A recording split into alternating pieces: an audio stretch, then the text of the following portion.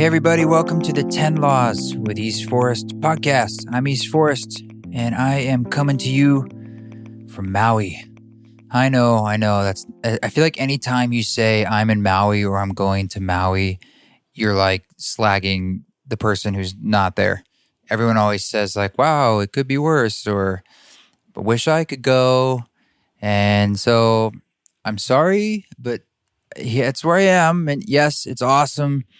I'm out here at the Ram Dass retreat recording this podcast because I want to get it out to you on time. We had a little lull today, so here we are. But when you're hearing this, even though I'm in Maui, it's the future. And Music for Mushrooms, a soundtrack for the psychedelic practitioner, has been released. It is out into the world. It is a new record I put out that's 5 hours long. And if you've been listening to this podcast, you know I've been talking about it for a while. It's finally out. And I think if I can, if it's like actually possible with the digital distributors, I'll probably release another version in the future that's just one track, like a single song that's 5 hours long. But the current version is 13 songs, and they're all meant to connect together. So adjust your playback to gapless if you can. That does that on default on Spotify, but Apple, I don't think it gives you a choice. But anyway, it's meant to take you from start to finish through a psilocybin experience. And I designed it in response to the research studies and projects that are out there at Johns Hopkins, NYU, Imperial College of London, and looking at the music that they're currently using, which they post on public playlists, and wanting to offer an alternative. Because I saw when looking at those playlists that they were missing something. Just from my own anecdotal experience and research over the past 10 years about what can work in that space and how central a role music plays in creating a positive and powerful, meaningful experience. And so these research studies have been having already profoundly positive results. I just thought it could go even further if they might try some different music. And I wanted to not just criticize that, but actually offer a solution. So that's what this album is. So you can download it if you're into high res on eastforest.org. You can get that in as high as 24-bit, but it's also on Spotify and Apple and anywhere else you listen to music. And putting this record out has been a big deal for me because it's sort of like coming out of the psychedelic closet in full form, in full drag, so to speak. I obviously have been talking about this sort of stuff for a long time, but I haven't really fully owned the extensiveness of how this informs my own music and making the music. And I just feel that it's really time now to speak more specifically about how some of these things play a role in our lives. I mean, here I am at the Ram Dass retreat, right? And one could argue that if it were not for psilocybin, Ram Dass as an entity would not even exist as we know it today. And I certainly wouldn't be at a retreat like this performing, and the Ram Dass record I'm making would not have even happened. As Ram Dass, just a few days ago at a talk, they're asking him about like his spiritual path, and he credits the mushroom, psilocybin, with so much, with starting his spiritual journey. And I really would have to say the same thing. I mean, sometimes it's hard to say when something like this, starts. You could say it started when you were born or in other lifetimes, But there usually, for a lot of us, there's sort of a linchpin that sort of takes us from one default reality, starting down a new road of a different reality. And for me, that was at age 20 when I had my first profound psilocybin experience that thankfully was positive. And I speak about this a little bit in the podcast.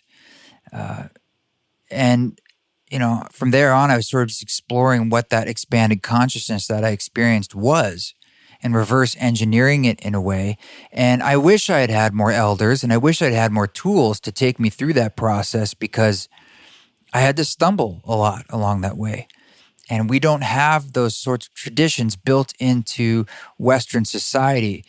And we've sloughed this stuff away, especially since 1970, when Richard Nixon got the Controlled Substances Act signed into law.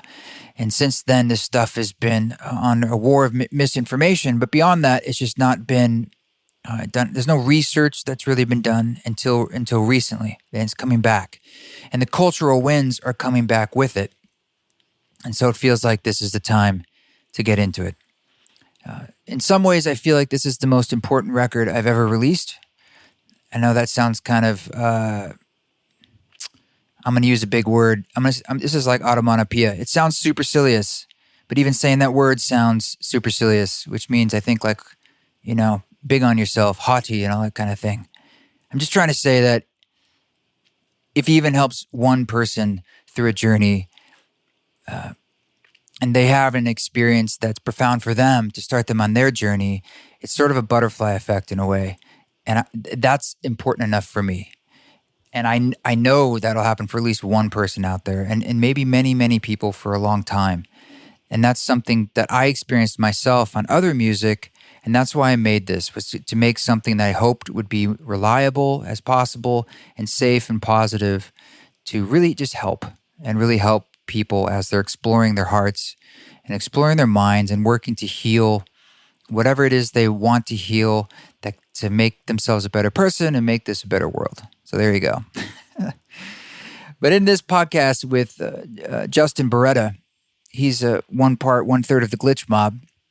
Justin's someone I got to know because he also did a collaboration with Ram Dass that came out several months back called Imagine, where he took a meditation, a talk of Ram Dass's from back in the day, and made about almost a 30-minute musical background for this piece. They put out a wonderful vinyl. You might still be able to get a few copies of that, and they also made a film for it that's on YouTube, and I put the link in the show notes for that. It's a really beautiful piece, and I encourage you to check it out. Check out Imagine. But he goes by Boreta with his solo project, and the Glitch Mob is one of his primary main projects, and that's an electronic group that came out of Los Angeles. They're still out there. And I love this guy. We just got into a really thoughtful discussion about psilocybin and music and creativity. And he came to the Ram Dass retreat last time, and he's not here now, but I'm here this time. And we get into it. And I can just tell you a little bit about the Ram Dass retreat because it's super fresh, because it actually sort of ended this morning. And it was really beautiful. I got to perform here on Saturday, and it was so amazing because 10 months ago in June, when I was here recording Ram Dass to get the words that we hoped would be used for some kind of record, I didn't have any music. I didn't know what direction it would go. I didn't even know if he and I would be able to meet or if we get anything useful. I didn't know anything. And that experience itself was profound. But here we are coming full circle where I'm back on the island, and I'm up on the stage with this giant picture of Maharaji behind me and the Hanuman in front of me and all of the Sangha and the family in front of me, and getting to share this creation and this collaboration. It was very, very moving, very moving. And I was just so honored to be able to get up there and do this stuff. It just blew my mind sometimes. Sometimes you have those moments of pause where you're just like, how is all of this happening? Or, where were the turns that this came to be? And sometimes it's so fantastical that it's a miracle. And I hear the stories while I'm here of Maharaji from people who were with him firsthand. And I mean, this is a huge subject about how Maharaji is in all of us, sort of like he's like the Buddha mind, the Buddha consciousness. He's representing that energy. And it's sort of like being in a flow state and falling into love and falling into trust and falling into this, giving yourself over to the river that is the universe, but not just a mindless river, but a river that has all of our best interests in mind and is holding you and is moving towards this ocean of love and is always at the beginning and the end at the same time. And yeah, we could go on and on with the metaphors, but I'm just trying to say that it was just a really amazing experience to be here, and I was really grateful to be able to play that music. And as soon as this is done, I'm heading back, flying back, and driving down to the studio in southern Utah to finish the final mix on the last songs, and we'll get Chapter 3 out on the solstice at June 21st, when we'll be at Esalen. Marissa Rada Wepner and I are leading a retreat there. I think they just opened up a couple more spots. So come join us. And then I'll be on the road all of June down the West Coast from Seattle down to San Diego. I think maybe even going through Vegas on the way back to Utah. So check out those dates, eastforest.org/tour. And you can also sign up for the retreat in Utah, back also in Utah. That's in the fall, September 26th through 29th. And all sorts of other fun things. Thank you for giving this podcast a review. Give it a good review. If you don't want to give it a good review, then don't give it a review, because this is just a family of love. But we do really, really appreciate you sharing the podcast and also reviewing the podcast. So enough jibber jabber. Let's get into this. I'll give you more Ram Dass retreat stories as the weeks go on. I've got plenty. This is Justin Boreta. Enjoy.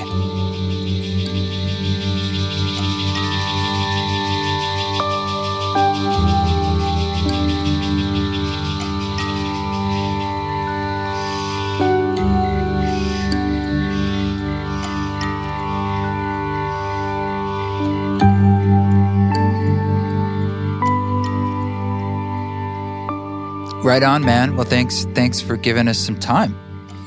Oh, it's great to be here. Thanks for having me. You in Los Angeles? I'm in Los Angeles at my home in Silver Lake right now. We just finished, Glitch Mob just finished a little tour run around, and we're heading down to Mexico to play a festival on Thursday. Mexico? I didn't know Mexico did music festivals. Yeah, Bass Nectar puts on a festival. This is his first one. It's called Deja Vu. It's like an hour north of Tulum. Oh, nice. I went down to Mexico for kind of the first time in December, but I was more like in the central mountain area, a town called Guanajuato, sort of near San Miguel de Allende. It was cool. It was very authentic. Weren't a lot of gringos around, and yeah, I mean, I'd go back. I'd like to see some of the coastal parts. I would say that Tulum's probably the opposite of that. Yeah, I've heard Tulum's gotten completely overrun. Hello, can you hear me? Lots of... Yeah. Oh, weird. Was it me cutting out? Internet just cut out there for a second. Yeah, I am in Boulder, Utah right now. So okay. We have fancy DSL internet here. So if I do kind of cut out or get robot voice, you're just going to have to piece together what I said. Okay, sounds good. I will not interrupt any further. You can. If you can't, if I tell you to lose me, just let me know and I'll repeat myself. Okay, sounds good. So we have so much in common musically, and also I have a feeling we have a few things in common as far as like what we're interested in, sort of like our creative process. Mm-hmm. I mean, just on the basic level, I know we kind of got connected through Ram Dass because you did your Imagine piece with him, and I was working on him with him right now on the album, and I just wanted to start there. I mean, can you tell me just a little bit about that process? Did you go there for like the retreat and meet him, and that inspired it, or was it just like an idea you had? Yeah, absolutely. So Be Here Now had been around for me in my life on and off, and I couldn't actually make a whole lot of sense of it until there was a point I hit in my life where it all clicked. And it was funny because the book was around and I remember reading it and just really like I had an aversion to the word God at the time. And there was something about it that just didn't click and I wasn't ready for it. And I went through a number of experiences. I had always been experimenting with psychedelics, and in this sort of earlier phase of my 20s, that was a big part of my explorations and with music and all this stuff. But it was really there's no sort of container for it. So later on in life, in my early 30s, I started experiencing ceremonies and the more healing container of that whole experience. Mm-hmm. I went on a Vipassana retreat. And for me, that, like, the meditation, the really deep meditation, was really a key that unlocked something for me. It set me off on a whole path of deepening my practice without psychedelics or any sort of aid. So when I came back into it later on with that lens, I had a number of super deep transformative experiences. And I actually remember my first one, and I was by myself. And when I came out of it, of this full blown mystical experience through psilocybin, I was so, I had no idea what had just happened. I had experienced something, but I was like, what the hell? What was that? And then I actually had Polishing the Mirror there. Ram Dass is, I believe it's the second to last book. A newer book, yeah. A newer book, yeah, because I was trying, I had started to go down the path, but still all the God and Guru talk just didn't really click for me. And I had this sort of like this skeptical resistance to it. But then picking up that book, I remember just going to some random page, and the description of love and soul and everything that was there perfectly described my whole experience. It was almost as if Ram Dass was retroactively narrating my whole ego dissolution. And I was like, oh, I get it now. I'm one of those people that I think I needed the bludgeoning of the psychedelic tools or the mystical experience to really let me see that. And then from there was this blossoming and unfolding and going back through all of his work and going back into Alan Watts and other Bhakti yoga teachings. And really, it was like this light bulb went on for me.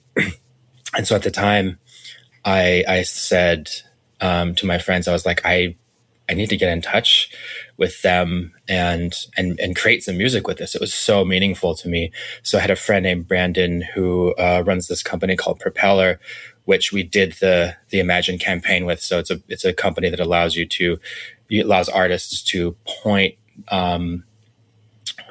their platform at a cause and then give them music, and then they can raise money for that. So he knew Raghu and Rachel. We got in touch and basically just started sending ideas back and forth. And it took me about 6 months to land on the right thing, to actually find Imagine. And I had tried to go down the rabbit hole with all of the lectures that he had given.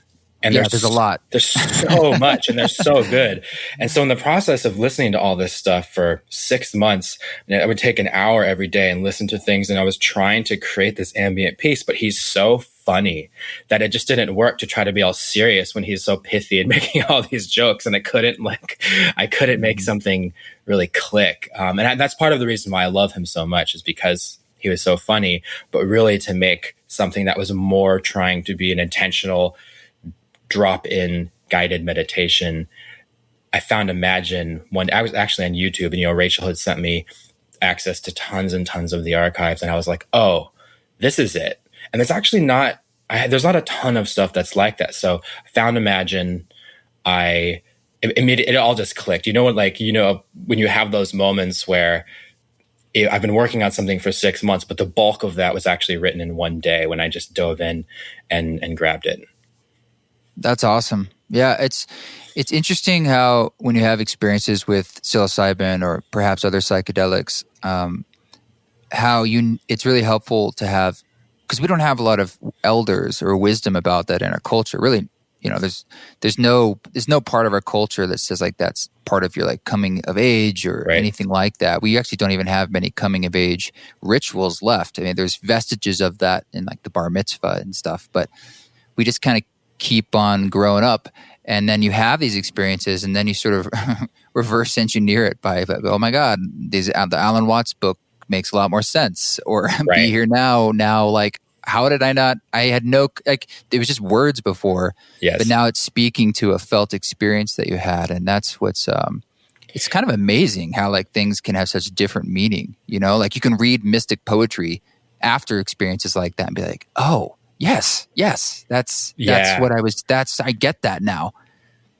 Absolutely. That was my exact experience, where I could go back and read after having that sort of experience. I could read Rumi or all sorts of different different flavors of philosophy. That was also fascinating to me too, was that that the mystics that were not using psychedelics, or maybe they were, but the point being that there was many different ways up to the hill and everyone was talking about the same thing. And that was a huge light bulb for me too. And it's very true. I mean, that was one of the things that I noticed also. So part of this whole project, we'll just rewind a little bit, was that the foundation with Rachel and Raghu put together a package at the end of the whole Imagine campaign, where some people who won would get to go to the retreat, and I got to go too, which was incredible in Maui. I'm looking forward to going in May. I wish I could be there. I'm planning on going to the one in winter. Do you think you'll be going to that one, or is that's a bit far away? It could be. I don't know. That's like a kind of a little less than a year from now. Well, it's absolutely incredible, and I definitely felt like I wanted to go back as many times as possible in this lifetime. And so the winners got to go there, and when I got to go as well, one of the main things that I experienced was exactly what you said about sitting and listening to our elders. And in this culture, we fetishize youth so much, and youth culture, and that's the driver of so much in the marketplace and in the world and of music and all this stuff. And to sit there and listen to Ram Dass, listen to Jack Kornfield and Sharon Salzberg and Joseph Goldstein, and these people that met in the 60s and 70s and have been on this path ever since. But really, just even zooming out one layer, I'm like, wow, I have never, aside from in college, which doesn't really count, but sit around and listen to people who are a generation older than me talk about their life and what they have to offer. And there was a real reverence for their stories there. And that whole process has also taken so much pressure off of me to have to figure this stuff out myself, right? Because it's, as you said, there is no rite of passage. And I've just been essentially poking around in the dark and grabbing things from different ceremonies or different books. Yeah, which is sort of got creating the religion of you is admirable, but it's also something that there's so much out there. There's so much information. There's so many charlatans, and you got to find the thing that clicks with you. But it's wonderful when you can tap into the wisdom that's around us. Mm-hmm. And one of the things I liked about working on this Ram Dass project myself was that I got to talk to Ram Dass now. He was 87, and ask him some questions and let him basically speak about what he feels. You know, they're modern teachings. It's very relevant, and it brings an immediacy and a relevancy to his own work and to himself. I've been saying this before, but something that was so cool about putting his voice into music is that the pauses became an asset. And all of a sudden, because I'm just moving around the phrases rhythmically, I'm not rearranging them, but he says something and then there's some music and then he says something else. So your brain just kind of connects the dots in a way where he just comes alive through this technology of music. Absolutely. And I have to say that I love the project that you've done. I've sent it to so many friends of mine that were turned on to Ram Dass through the Imagine meditation. And it's really so incredible. And I love how actually listening to both of them back to back for me, which I did with some friends, was fun, because in a way Imagine is the old version of him and this is current day. And a lot of people don't even realize that he's still alive. And in fact, a lot of people that I sent this to thought that he wasn't still with us. And sure. I love how it's this current day nugget. There's so many nuggets of wisdom in there. And the fact, like you said, that it is all timeless. And part of what I love about your project and about the teachings in general are that it is actually pointing back to yourself and pointing back to your inner wisdom and your guidance. And I think that was something around the idea of a guru that I had. And I wouldn't say that I have a guru, but we've been taught, or we've had these experiences of the idea of a guru is someone that has all of these answers that you don't have. So you subscribe to them in order to get this thing that's not there. Giving over your power. Yeah, it feels like that.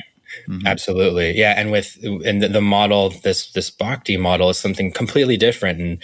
And I got a chance to hang and talk with Ram Dass as well a couple of times, and that was part of we were just talking about Maharaji and his whole experience, is that he's actually just kind of poking at you and nudging you to find these parts within yourself. And it's not about and in fact, that's the whole project, is that's just getting back to your purest essence and not saying that you need to grasp externally for these frameworks.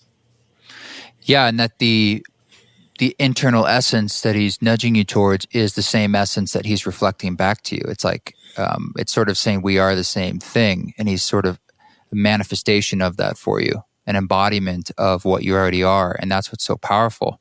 We have a couple tracks coming out on chapter 2, and one of them, that's on March 22nd. One of them's called You're a Guru. And it's Ram Dass talking about the guru. And like you said, that's a very loaded word and something that can trigger people. But then he says the idea that you're a guru.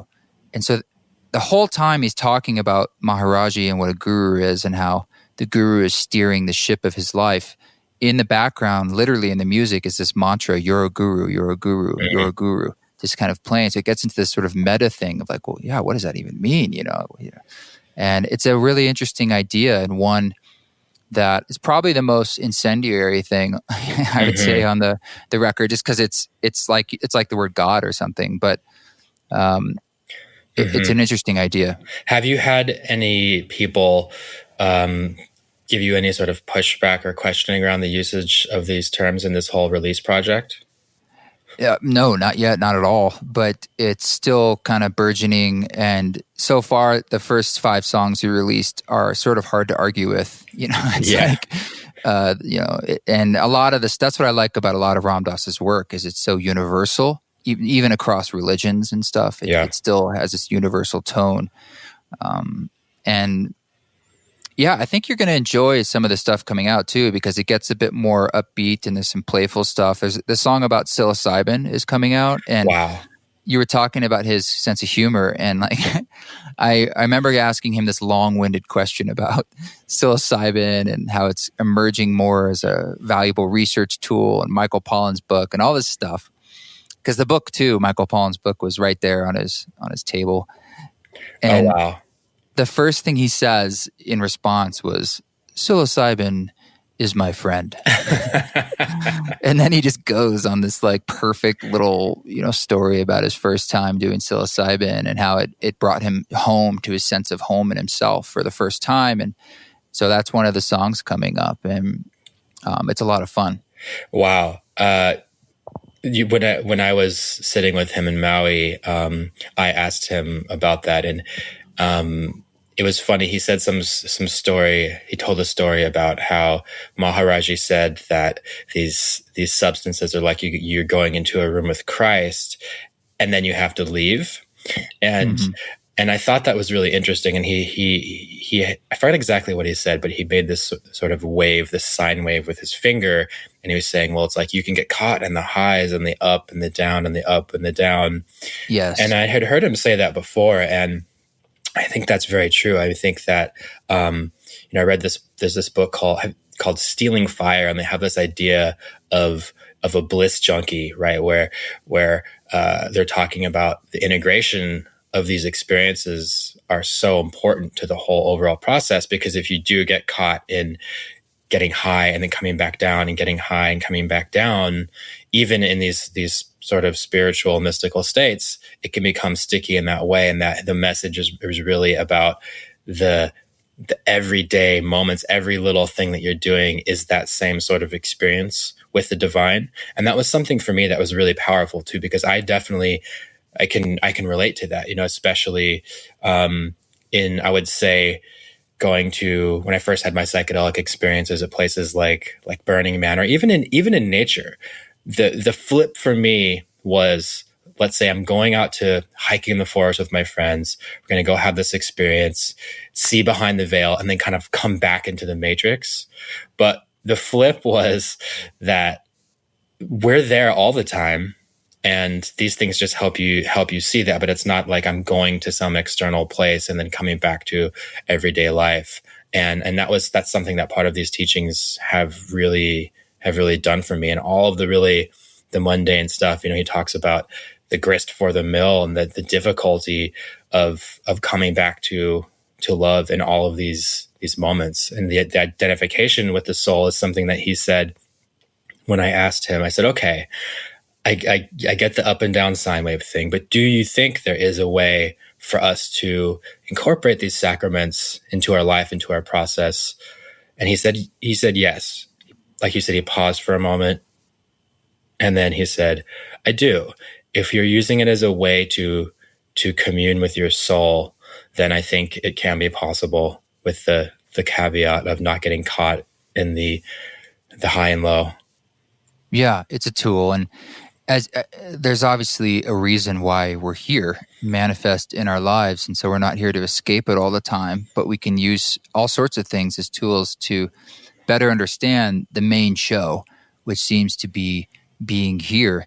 There's a podcast I have earlier with Lauren Roche, which he's really into this idea of all of life as a meditation, and sort of this acceptance and pulling in of everything and all sensation, and not, you don't necessarily have to demarcate out, now I'm meditating, now I'm not, and recognizing how a lot of the mundane, quote unquote, things in our lives can be wonderfully meditative and sacred. And those, it's sort of this merging between our normal life and that connection to our soul all the time, which I would assume would be the main goal, right? Right. And that was actually, for me, that was what I experienced on the Vipassana retreat. That was part of my whole lens shift. And I had started with transcendental meditation, which is 20 minutes twice a day, on the cushion. And it was a great entry gateway drug for me. And it got me doing it twice a day for years and years. I didn't find anything there that encouraged me to take the mindfulness off of the cushion. It was more of like, you just do this thing and then you kind of go about your day. And it was really doing an extended retreat that allowed me to actually experience that. And it was eating food mindfully, where you take a bite very, very slowly, have your chew your spinach, and now put it back down. And then by the end, I was feeling like almost in this psychedelic sort of state, where I was sitting there just watching a hummingbird sipping some nectar from a Mexican sage plant. Just my mind was blown at the complexity and the beauty and the color of this. I'm sitting there on a bench, which is funny because in normal life, maybe you could be in a park sitting there watching some piece of nature like this unfold and marveling at it. But normally we would just be walking right past and be like, oh, there's a bird, and kind of going on your way. But really, these tools allow us to open up to these sorts of the majesty of all of these really basic things. And for me, there was a huge impact in knowing that I could get there without these sacraments, that it was really actually, excuse me, that it was there all along. And while they are, think of them like as an elevator right to that place, whereas doing something like a meditation retreat or silent retreat or whatever your way is of getting there is a bit more of a circuitous path. Yeah. Well, let's get into a bit about your relationship to, I'm mostly interested in psilocybin, but psychedelics as tool, particularly in relationship to music, because I know when you and I first connected, I was talking to you about my forthcoming work coming out that's specifically designed for that, the Music for Mushrooms album.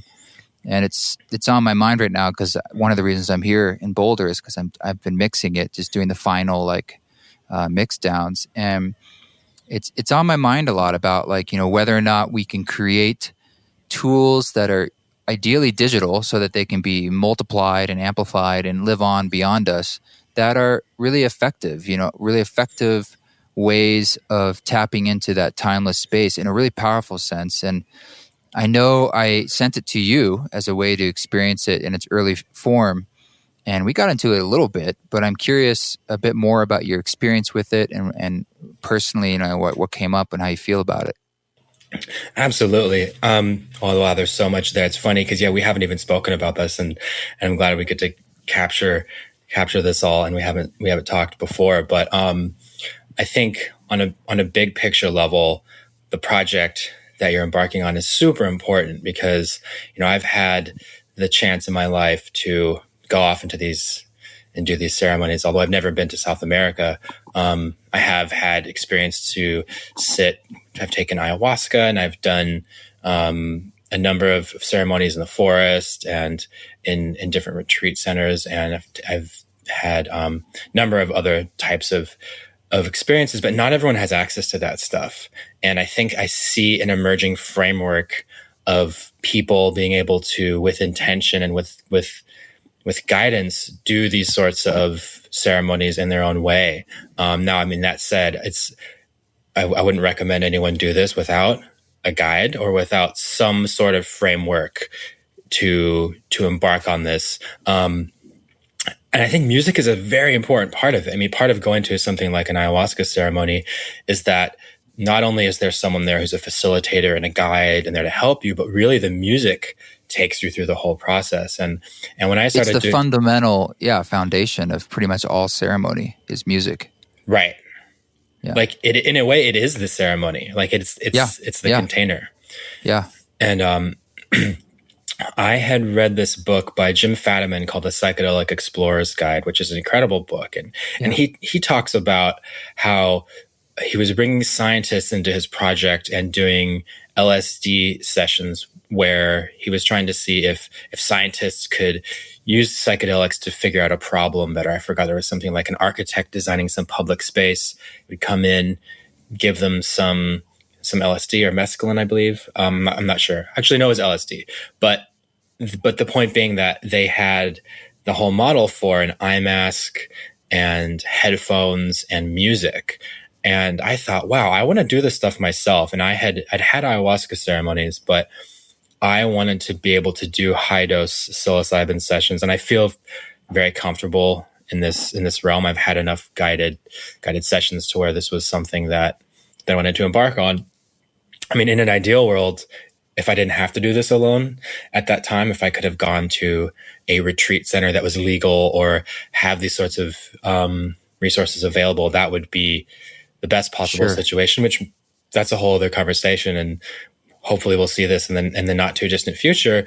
But I would create a playlist of music on Spotify or just with MP3s that was around 6 hours and put the whole journey together and understanding the arc of the timing of the whole thing.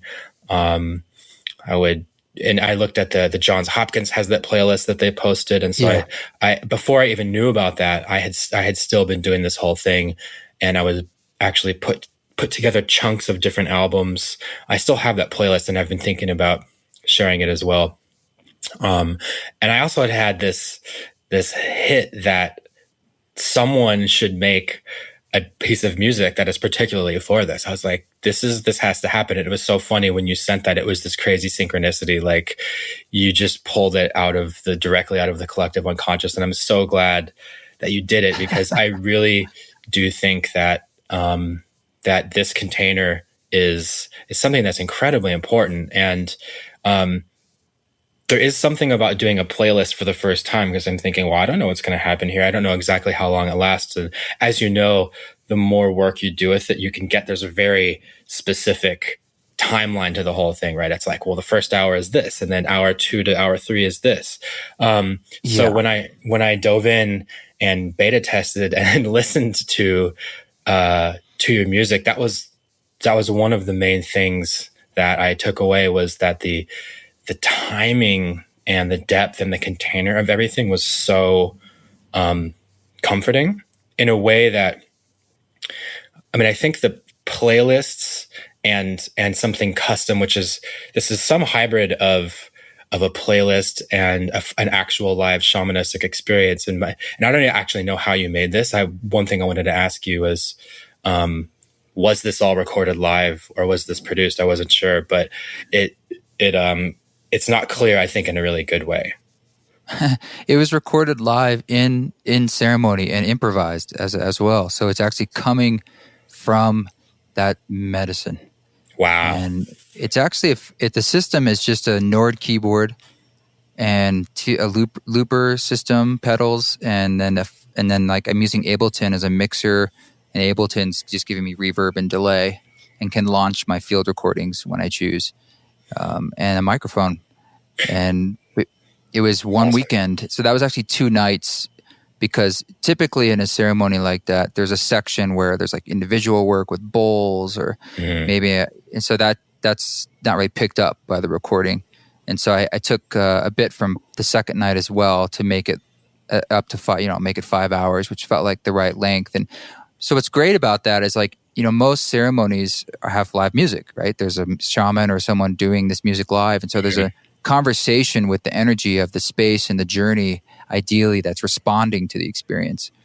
And that's what this is too. And it's following the arc of the journey, and it's following, I've just learned over the years what I think is a good way to go through it, as far as how long the pieces want to be, how they want to emerge slowly, how each one is really creating a sonic architecture that you're going to be in, essentially, to have your experience. And there's like a tension and a release sometimes musically that kind of helps you move in that space. And then when one completes, there's a pause. Like maybe there's a field recording playing for 5 minutes or 2 minutes or whatever. So there's a breathing space for you to sort of like get to the next space. And obviously having that all be fully connected.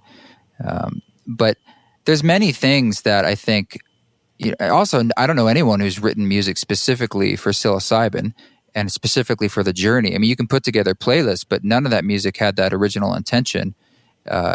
And there's things going on with some of these research studies where I feel like they're missing the mark a little bit in how far they could go, but they don't know yet.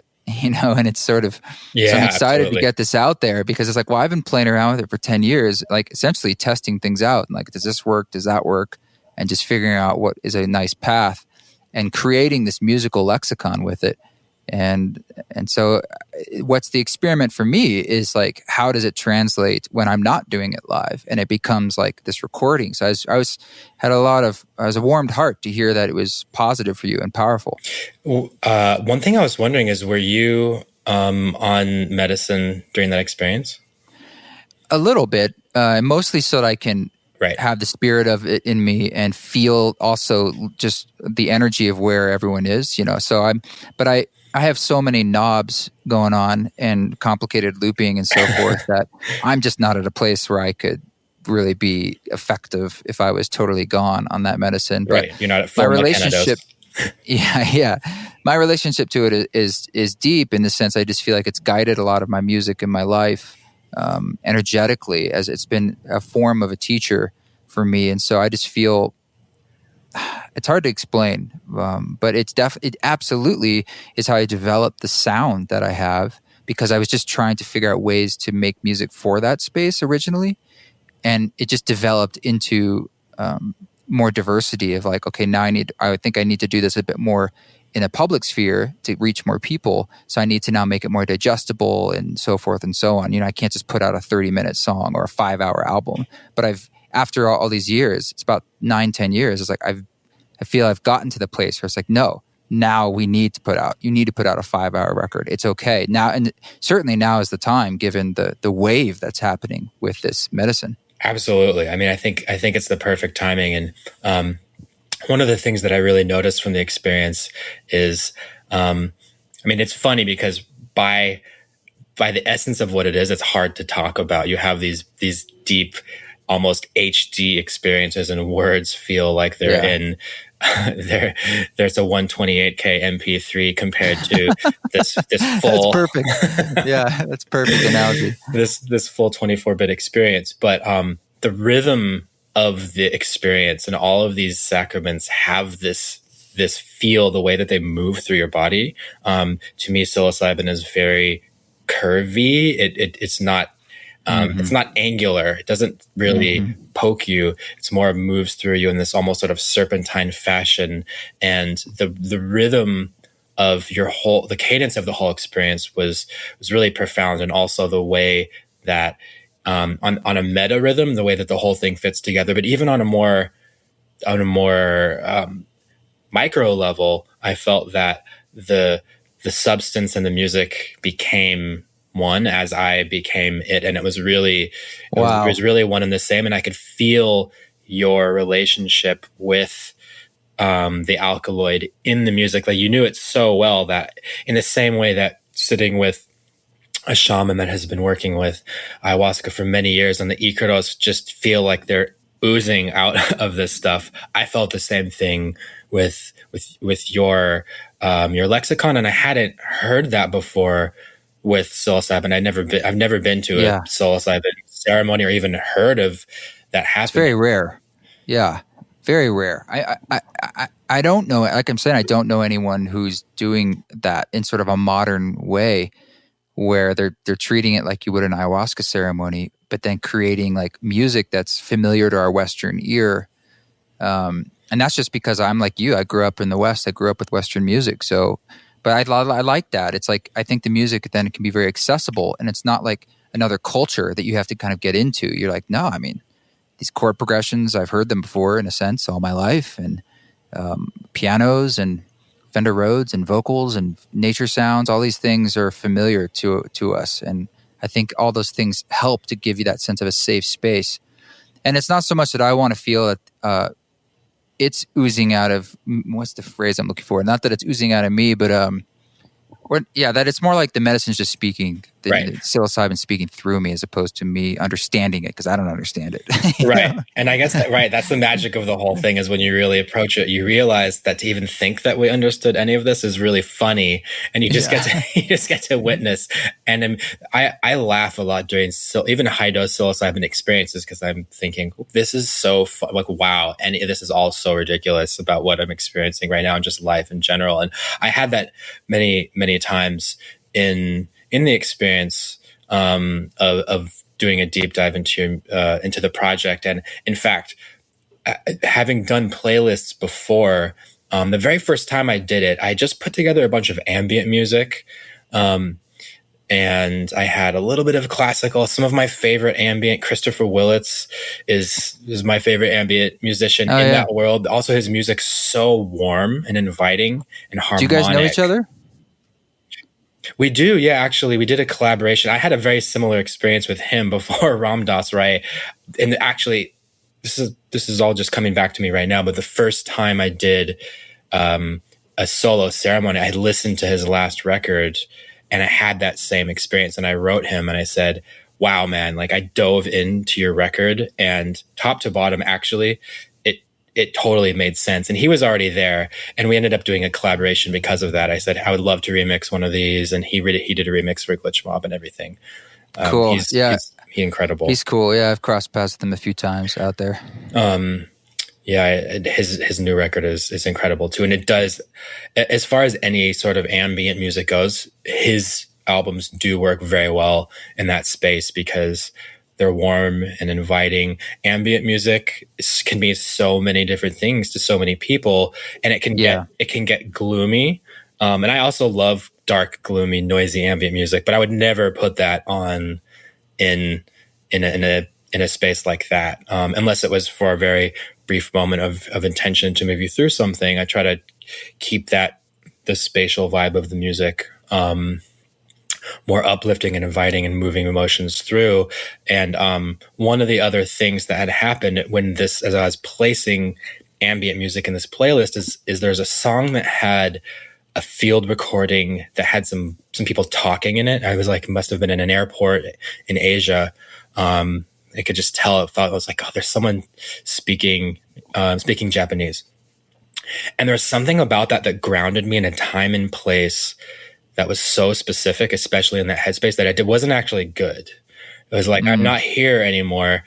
I am now transported to the Tokyo airport. And it really, it was fun, right? This whole story unfolded. But what it made me think about was that with your piece, something that was really important is how there's vocals in there, but it's nothing that you can really wrap your head around in particular, as far as a concept, right? Because language is a concept, and I feel like if there's a language, or if there's a very particular image, it turns on that part of your computational mind that starts understanding these concepts. And now I'm back into computing, whereas the sounds that you were making were more of these, just like, I felt like a paint splat across the sky, where you could really just just experience. And it reminded me of one of my favorite bands of all time, which is Sigur Rós, who Me too. does that too. And I thought the way that it reminded me of in the best possible way, where like he creates these lyrics that like kind of feels like a word, but it's just abstract enough for you to project your own experience onto it. And I really love that part of the whole thing. Yeah, well, there is the intention of sort of a universal language that is not activating that part of your brain, the language center. Mm-hmm. It's more speaking to your heart. And it came to me several years ago in ceremony. It started to develop like it wanted, as like sort of just, you get these hits of intuition. You're like, okay, so let's just sort of vocalize. And I started feeling freer and freer about that, to the point now where that's like much easier for me than singing lyrics. But I just love how it can be, I don't know, very like, it's like universal language is the best way I could think about it. Something that we can all sort of tap into.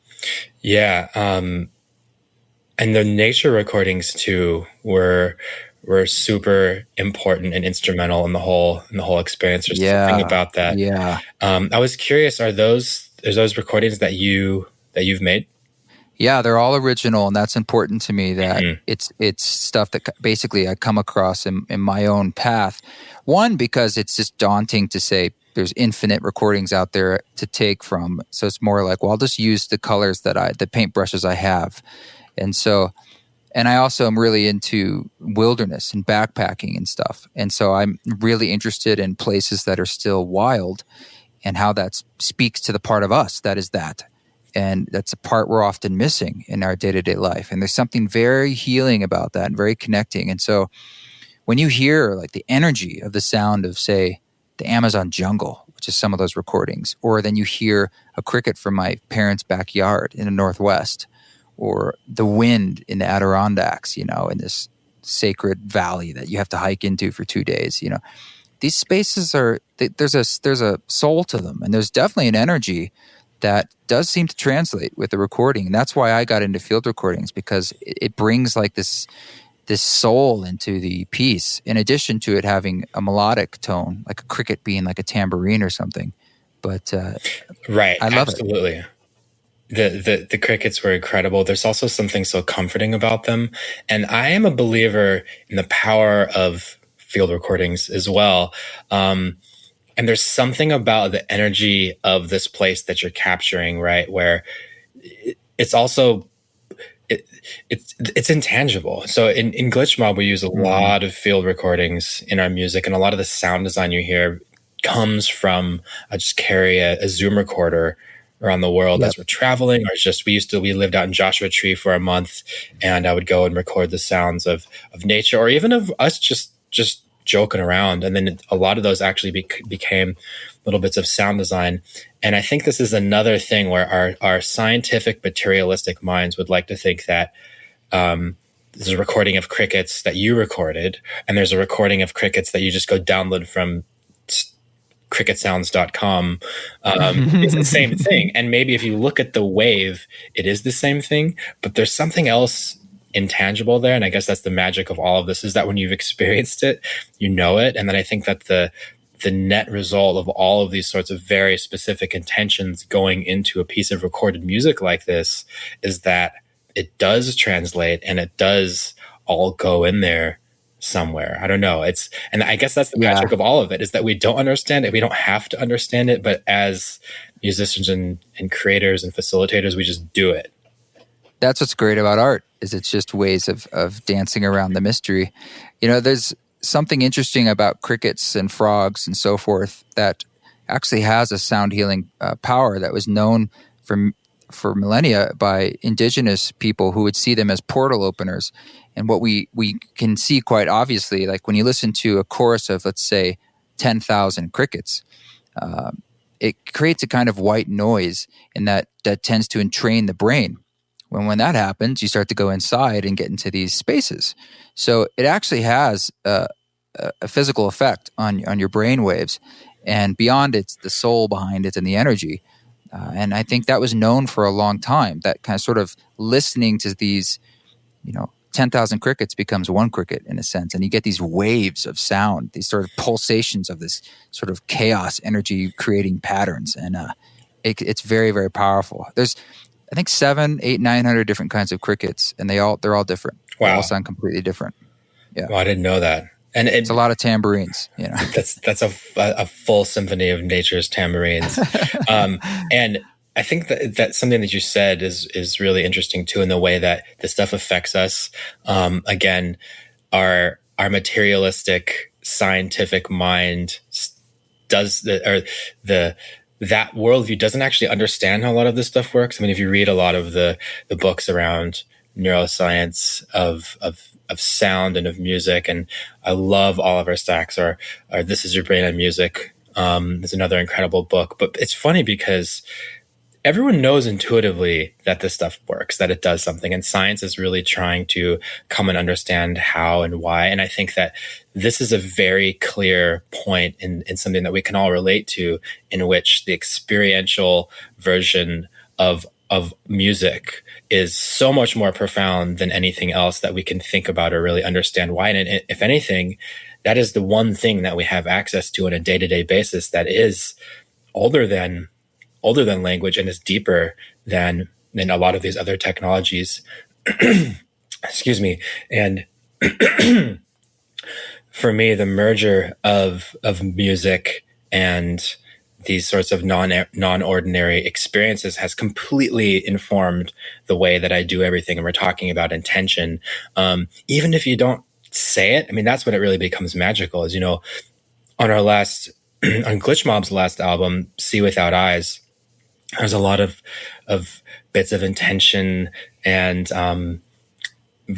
little rabbit holes that we put down into the song titles and into the art and even just into the music. And there's field recordings of places that are meaningful to us, but we don't really talk about that a whole lot because I feel like people understand music more intuitively, and I'd rather have that experience come from a more intuitional place than us saying that, well, this is an album about these spiritual experiences that we had. Here's what it means. We didn't really talk about that very much at all. We kind of just put it out there. And there's something about that too, because at the end of the day, like you said, it actually isn't about us as creators. We are just the stewards for this whole other thing happening that we can't possibly understand. And it's funny when the ego wants to think that, well, this music is about me or my ego or my pride, or I'm doing something. And of course you need your ego to actually go and make the music, right? It's not just consciousness that's making the music. It's like you have to, right. You have to click the mouse. Yeah. And learn these skills. And that's all there too. But really getting out of the way and letting this stuff happen and letting people make up their own minds has been informed for me by all of these experiences. Yeah, well, let's get into that a little bit. Can you tell me a little bit about your own process of making music and maybe where that's at currently, and sort of what's your edge with? I mean, it could be just technical and mundane, but I'm just curious, what that is for you, especially since you're in with a group that's collaborative. I know that's a whole nother thing. Yeah, absolutely. So I've got a couple projects right now. So for those of your listeners that are not familiar, Glitch Mob we've been around for about 10 years. It's a like a live electronic band that has a lot of rock influence, and we play electronic music as live as you possibly can. And then I have a couple other projects. So I've been doing more of this ambient stuff. Actually, the Ram Dass Imagine piece was part of the initial one, and I have a couple other projects like that I'm working on in the ambient world. And then I have some side projects that are all collaborations. So right now, for me, balancing the ambient, spatial, spiritual stuff and then the full dance thing is really incredible, because on one level, I love going off into the ethers of consciousness and exploring these spatial levels. And at the same time, sometimes I want to go off and hear some nasty fucking bass and just dance and have fun. And so I go back and forth between these two things, and they absolutely inform each other. And it's sort of like the deeper I go in one, I will see these things pop up in other places. And something that the dance music has really given me, and something I wanted to mention about your piece too, is how important rhythm is in these sorts of non-ordinary experiences in general. And that's something that I really liked, because I had done my first playlist that was when I did a psilocybin session that was all mostly ambient. There was almost no drums in there, and I love how you used rhythm in there. And I experimented with using rhythm when I did the Ram Dass piece, when I did Imagine, but it just didn't make sense because it's really all about his voice. But I have been also working on a live sound meditation sort of set that takes all the ambient music, but also fuses rhythm together into it, because I think that these rhythms are perhaps even woven deeper into us than even melody and harmony in a certain way. Yeah, I mean, if you think about the first thing you hear is your mother's heartbeat and your own heartbeat, it's the first four on the floor. And, right. It's just the most familiar thing to us. It's in our bones. Yeah, it really is. And so right now I'm focusing on a number of these different projects, and on a meta level, I love collaborating, because for me, there's something about the constant letting go and surrendering of this process of collaboration. So I have, with Glitch Mob, there's 3 of us. And, when you're working on your own, it's very easy to get caught or stuck. And it's also, you don't really have to compromise. You can kind of just do your thing. And sometimes that's fun. For certain projects, I don't want to talk to anyone about it. I want to just go make something. But at the same time, it is really nice to have something where I create an idea and then it gets checked through other people's sensibilities. And really what ends up coming out of that project is the net result of all of those. But the process of having done that for 10 years has given me a pretty refined ability to know how to create something and then let go of it and just send it off into the ether and not hang on, and that has been a very important part of the whole musical process, because we come up with so many ideas as artists, but really ideas are great. They're useful, but they don't really amount to anything. It's the follow through of working and putting stuff out into the world that is really where the magic happens, and you can sort of move the needle forward on your vision. Yeah, that's really interesting how you're talking about being able to create and let things go. I know sometimes with the artistic path, it's all about, there's that phrase, killing your babies. Such an interesting phrase, but about, just having that critical mind to say like, this is not right, even though I think it's really special, or, there's a part of you that you can trust that says like, there's how it fits together or where you're at in your own process. You sometimes always think the latest thing you've done is the best. And then that might not be the case when you're trying to fit it into a larger vision of your arc as an artist or the project you're trying to put out. Now, I'm someone who I still really enjoy albums, at least as an artist. I really like making a cohesive piece that represents a moment in time. I find some kind of loss in sort of the singles world. But I know people these days, they want so much content. And as an artist, you do need to put out things a little more often than we certainly used to. It's not like you can just do a record tour for a year and then wait a year and do another one. I think people are expecting more and more and more. Is that something you guys struggle with, or you found your own flow? Yeah, absolutely. So our first album came out in 2010, and at the time it was still part of the best practice to do that, and created a whole world. We toured it, and then the second album in 2014 called Love, Death, Immortality was probably the very end of that thing working for us, of the album cycle, where we had gone off the radar for a couple years. We wrote an album, we came back out and toured it, and that worked. But between 2014 and today, and our last album, See Without Eyes, came out in May of 2018. Things have changed and gotten a lot faster. And at the time, this is when streaming really took over, right? In 2014, that was the very end of iTunes downloads. At the time, people were still going and buying albums, and people were a little bit cautious about Spotify. I don't know about this whole Spotify thing, but now obviously it's taken over. Apple has removed downloads of MP3s. I mean, you can't. It's hard to find MP3s now unless you go on Bandcamp, which not all music is there. And I believe in albums too, and we love creating albums. I mean, that's why we spent the whole decade doing those. I think there's something in the way that you can tell a story with an album that is lost when you're just doing singles. But I think that we've been talking about this a lot in planning for this next year. And what I've really kind of come around to is, instead of lamenting the way that things were, is trying to find a more creative way to go about it and create other meta narratives within it. As something like, maybe we'll release some singles this year, but they'll all kind of connect together into something bigger. So it's not like we're just simply throwing stuff out there, but I'm trying to see the challenge as a way to think of things differently. And I think that what you did with the Ram Dass piece is great. It's like you're releasing it in a serial fashion over time, and using the ability to spread the whole thing out as a way to get people involved and wait and have fun with the whole release strategy. Yeah, it's practical, but it also thankfully served the project because he's sort of presenting these teachings. It gives you time to digest them and for us to expand in between the releases on the ideas that are coming up. So that helped it not feel as much like a gimmick and more like, well, this is actually serving the project. But you're right. I mean, on the flip side is you can do whatever you want, and I can release a 5-hour record and it's like, whatever. I mean, it's not a problem because it's some big ass box set or some labels like that's ridiculous. It'll never get airplay or anything like that. It's like, you can just do it. And that's beautiful. It gives us a freedom.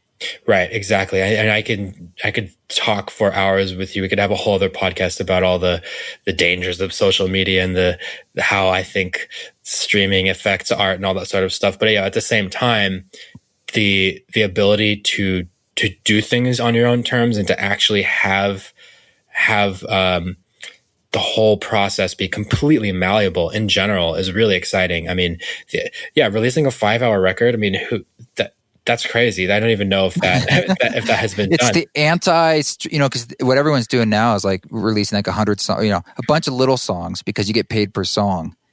So this is like the worst idea I could have from a financial point of view, because you get like 0.09 cents, per 1 30-minute song. But I'm like, whatever, man, this needs to happen. It needs to happen. Right. And that's funny. I mean, that's actually how it went with my Imagine release too, is because of the type of song it is. Like, Spotify does not want you to release long bits of music. I mean, that's a 30-minute track. I mean, I think, and we had a great launch with it too, as far as some like a guided meditation could have gone. But I think the launch check was like $300 or something, which is, I'm not complaining. It was funny to me the way that because it's one song. Yeah, exactly. It's just one song, and it does not. The streaming model certainly does not benefit people that are trying to do these things. I mean, hey, maybe there's something else that will emerge. I mean, certainly these platforms are all in flux as well. I mean, maybe there's another model that will come out of it. But right now, I think that really trying to adapt to what's happening, because I just love making music, and I'm so thankful to get up every day, step in the studio. I kiss the ground, the fact that that's what I get to spend most of my time doing, and adapting to that is something that I see as another fun challenge, but while still keeping the intention there, right? As it's like with an album, you can have this whole map and a whole story of what you want to say. So I take the challenge as, okay, so how, instead of me bitching and moaning about the way that it used to be, how do I adapt but still keep the same story and framework there? Yeah. Do you know Max Richter? He did that album Sleep. It was 8 hours. Absolutely. I love that album. In fact, I did this whole experiment with it where I slept to that album every night for like 3 months. Oh my God. And I created this kind of like Pavlovian sleep response where now if I hear it, I immediately fall asleep. I think it's brilliant. That's amazing. So he did something very crafty. If you go on to Spotify, I don't know how he did this, but he broke up that album into like probably over 100 tracks. So it's like each song has like 8 parts, and it's seamless. So when you're listening to it, you don't even know it's jumping from track to track, but it created like 100 and some track album where there maybe is only 15 songs. You know what I mean? Right. So that helps from a revenue point of view, but it's like, I don't know how he did that with that, because I would be afraid that there'd be, you know, a little gap in between each of the songs. I don't know if he made a deal with them on some back end, a specialized release, but it's only like that on Spotify. It's not like that on Apple. Oh, really? Oh, I've got to check that out. I mean, I love everything that he does. And he's also been doing these live events where people are actually going and laying down in cots and sleeping and meditating overnight. I think it's super cool. Yeah, he streamed one of them, and IKEA sponsored it, and they provided the beds. It was pretty amazing. Oh, wow. How was that?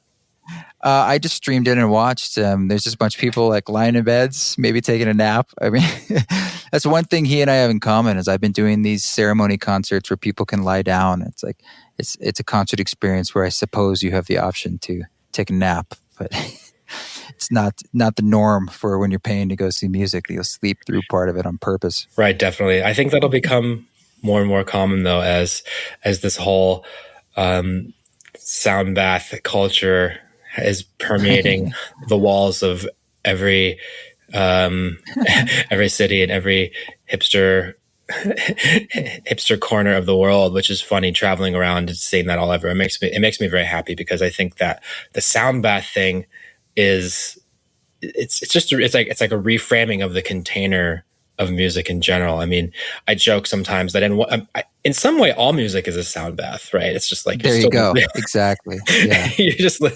You're listening to music, but I do think there's something about calling it that allows people to come in with a different intention, because we've been trained over and over again that you go to a club, you stand there, you go get some expensive drink, and it's hard for people to, if they're really doing this spatial ambient music, to really get that point across. So I'm all for the reframing of these experiences so people can really do something in a new way.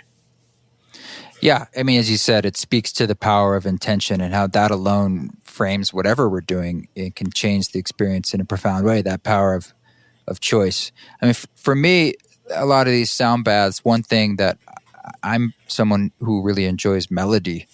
And like I like going to these things when it's there's melody for my brain, and I find that music very beautiful. I get a little lost sometimes in the deep washes. I mean, those are great and cool sometimes, but like crystal bowls for an hour don't really do it for me. It's like I like to have a little more artistry. Yeah, and I think also like we were speaking about before, rhythm is so important. And it can really be something that grounds you. And when people are in these deep meditative states, you can really go there. You can really open up to these sorts of experiences. And I think that having some sort of pulse there rhythmically can really ground you. I mean, and in a lot of the ceremonies that I've been in, it's not rhythm the whole time, but even if there's just one or two rhythms going, it's something that can really take your mind and put it on rails so that it has something to really focus to. Yeah, that's a good point. It's comforting, and it also opens things up in our brain. I mean, most ceremonies like ayahuasca, at least Peruvian style, there's a shaker the whole time, and that's sort of like the ground zero of the whole thing. And there's some kind of pulse, and with my music, a lot of times because it's sort of on a brick grid, you know, it's on a click as a way of me to loop it. I don't have to, but I do that a lot. And it inherently then it's creating these sorts of cycles within cycles within cycles, whether they're large or small. And sometimes it's easier to like add in a shaker and things like that and do things with delay that can create rhythms. And that's always super fun. Right. And yeah, I love that. I love how you also really created this whole, like you said, it's an auditory language for this whole experience, because it's funny with like with crystal bowls, which I love. I have one here. I play it, and I think it sounds incredible. They're loud. They're super loud. I love the Tibetan bowls too. But coming into this as an artist, first and foremost, you have this sort of rule breaking thing where you want to try different things and mix it up. And there's something about that sort of experimentation. And if you're taking people on a journey with their own language, like you said, with Western music, it's funny to even hear you say like, I like melody. It's like, totally. I like melody. I like harmony too. And all these sorts of things that I am excited to see this whole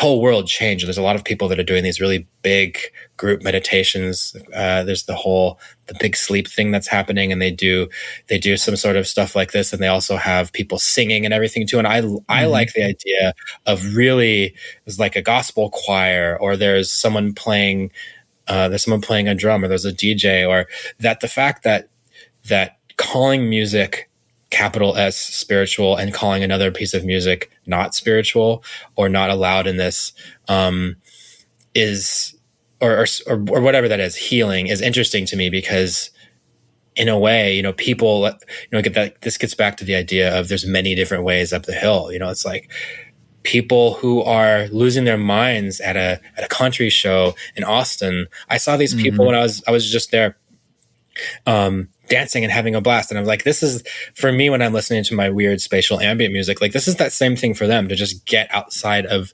themselves for that period of time and connect to something larger than us all that we don't totally understand. And I love the way that you did that with your music, because there's so many different things. Like, you're clearly not afraid to bring in rhythm or to bring in vocals in this way. And I hope other people out there in the world that are starting to create this sort of new container for these experiences aren't afraid to draw from these different things and get outside of just the traditional sort of crystal bowl sound bath thing. Yeah, man, it's so limiting too. It's like, man, anything works. It's just about the intention behind it and how you use these tools and what you want to do with it. It can be so much broader creatively and so much more interesting too. It's like, let's not just stay on the surface with like, oh, you have to do these things. That's what you do in sound healing. It's like, no, that's bad. Like, be interesting, be an artist, create, expand, test things, push limits, fail. I mean, that's all what I want to see when I go out there. And you see that in artists. And like you're saying, I see that in artists, whether they're not purporting to be sound healers, but when I went to a Sigur Rós concert the first time, oh yeah, and my friend gave me 1.5 grams of psilocybin and said, and I was like, who are these guys? He's like, just watch. It's like the Beacon Theater in like 2006 maybe, and it was a sit down show, and it was just an amazing show, and it changed my life. I mean, it definitely spurred a lot of what I do now, because I was like, that is what a live experience can be.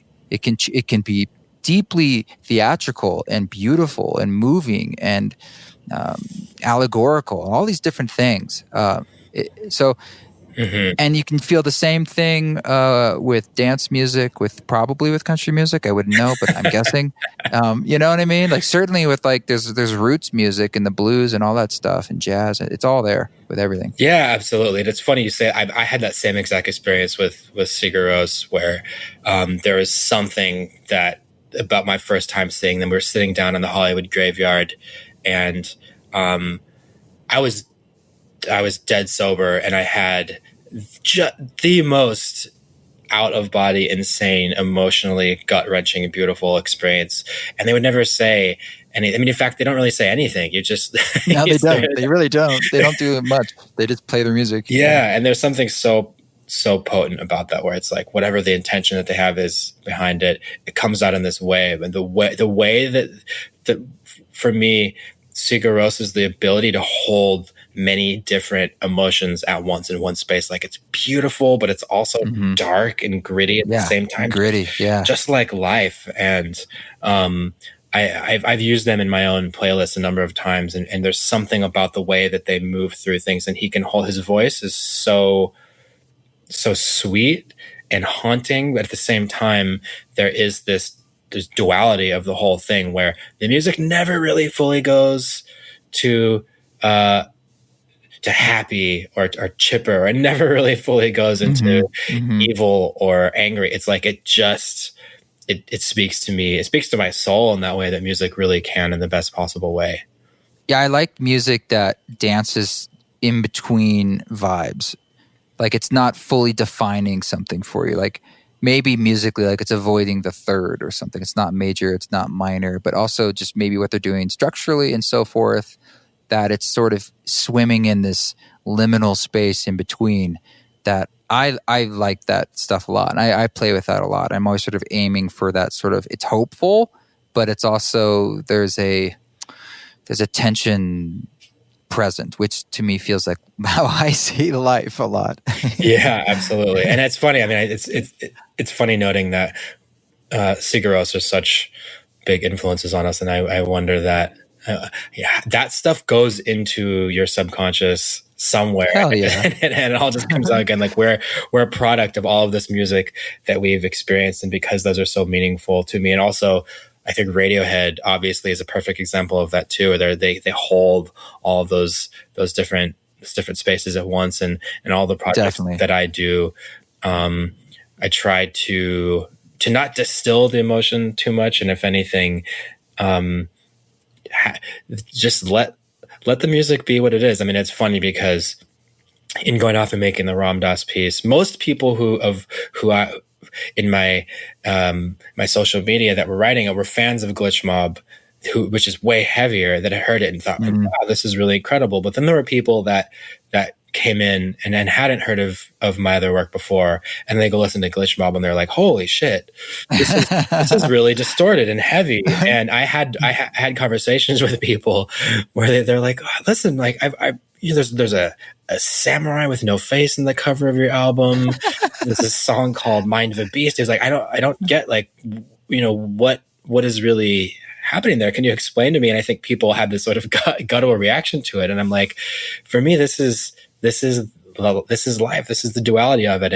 And for me, aggressive music like that, it's not just aggressive for aggression's sake. It's like music that has that darkness, I feel like, arms you with the power to go into fear, because you feel like you're not alone, or you can face whatever it is you need to face. And for me, music is that device. Like it's these bands that are my favorite bands, and the way that music has affected me over time, Sigur being one of them, is and many other bands like M83 or Nine Inch Nails or Boards of Canada, one of my favorite artists of all time. They speak to me so deeply that if anything, I feel like they have felt what I'm feeling too.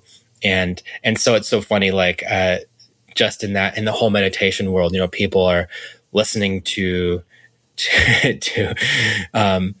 chill music basically. But yeah, for me, there's something even about metal that, like, if that's what you like, there's this doom metal band called Sun, and they basically play ambient music with heavy metal stuff. So they have these massive stacks of sound, and they play all these waves of distortion.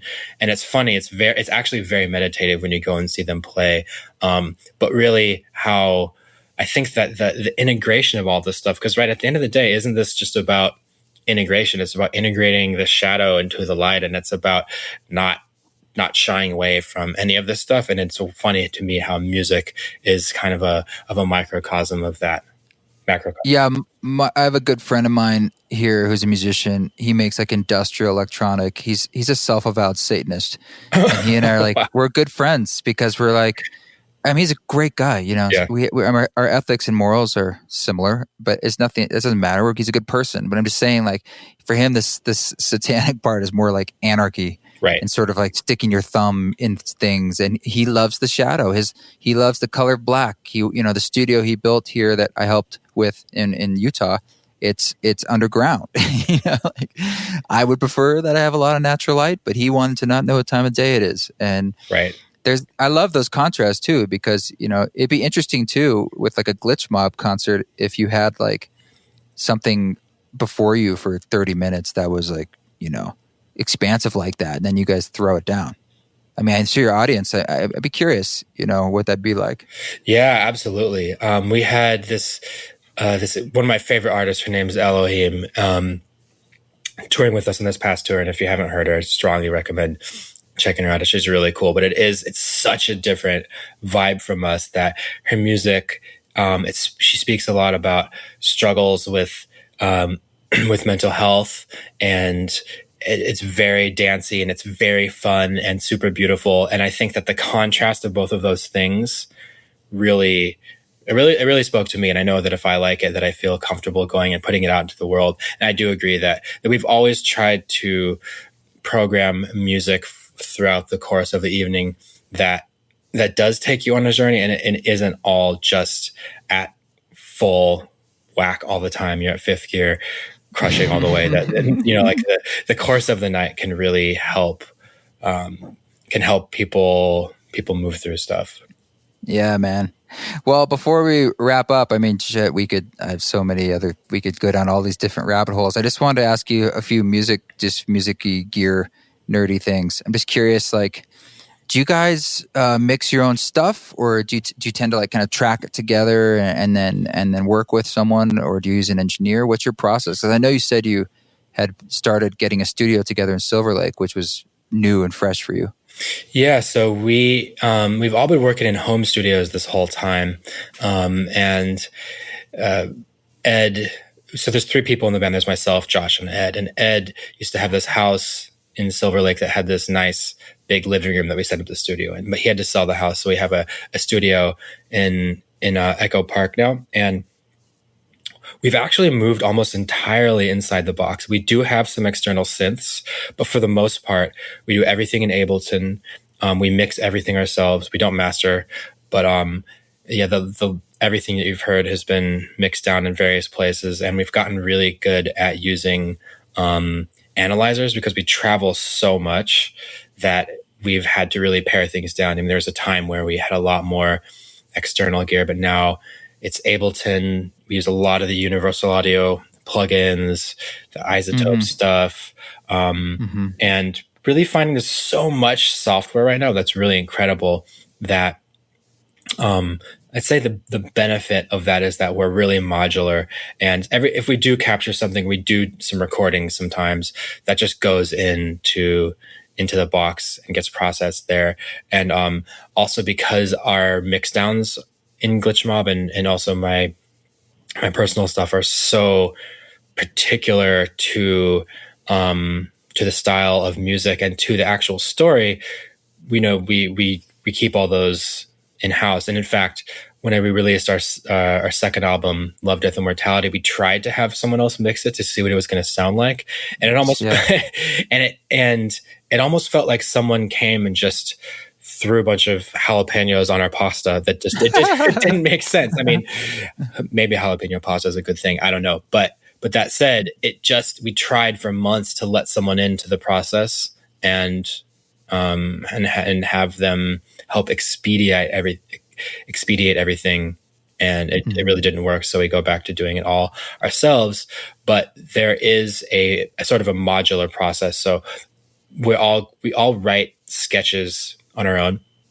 In fact, we're in the process of right now of writing a bunch of sketches. Then we'll come together with a massive folder of individual songs, and we'll decide some of these might be sent off to turn into collaborations, or some of these we will pick and then all work on together at once. A lot of the really big picture ideas happen together, but we do a lot of the ideation separately, so that we can be working on different projects at the same time. And then right as we're finishing everything off, we sort of come together. So there's this back and forth flow of autonomy and then coming together. Well, it sounds like a good flow. You know, I am jealous of the collaboration. I mean, I used to be in a band several bands back in the day, but one of the reasons I started a solo project was so I wouldn't have to deal with the other problems that can come up, or someone basically dropping the ball in the way that, you know, you're putting all your life energy into this, and because they do that, you have to stop or something like that, or can't do what you want to do, or didn't have the same discipline. And so you guys, sounds like you found a nice pattern with that, which is really fortunate. It's great. Yeah, I'm very thankful to get to do that. And I liken our relationship to people that just got married at age 18 and they happened to be married 20 years later. It just kind of randomly worked. That we came together as a group and all of our personalities overlap in just the right way. There's nothing, I don't even think there's anything really particular that we do except for really being conscious of checking our egos and letting go, because it's a constant exercise in that. Because the only time problems really happen is if someone holds on to something. This is my idea. I need credit for this. And in a way, that is how a lot of this whole the encounter with Ram Dass and all of the teachings has helped me immensely. Is at the very least being able to see my ego and think, oh, okay, this is something that I'm really trying to hold on for. I think that I must need credit for this. So really just being able to see that and then letting go back into the process and just trusting the whole thing and not getting too zoomed in on those sorts of things. And being in a collaboration is a real practice in that, in the same way that being in a romantic relationship, you get to practice all of this stuff in a different way. Well, definitely being able to let things go and check your egos probably speaks to your guys' longevity. That's more than anything musically. So good on you for that. Oh, thank you. We have a song on our first record that was a dedication to a friend of ours that had passed, called "Starve the Ego, Feed the Soul," and that was his motto that we then put in there as an homage to him. And just in general, we keep that one really close, and it works for us. So thank you. Cool, man. Well, I appreciate you giving me your time. I would maybe sometime we'll talk again. There's so much, or I hope to see you at one of these retreats or out in the world, or I'm sure there'll be more conversations and more somethings between the two of us. But in the meantime, how can folks keep track of your work, all these different projects you're doing? I would say the best, I'm building a new website right now that's not going to be up yet, but you can sign up on the newsletter at boreta.net, boreta.net. And just in general, you can follow me on Instagram at instagram.com/Boreta, Boreta, on all social networks. I dig it. Well, thanks, man. I really enjoyed it. I love podcasts too, because I can just hang out for a while and get to know people better. So it was really enjoyable. Yeah. Would you mind if I said the last Instagram thing one more time? I think I kind of bungled that. Of course. Yeah. So you can find me on Instagram at Boreta, Boreta, as well as Twitter and Facebook. And thank you so much for having me. I hope to do this again sometime. I dig it. Thanks.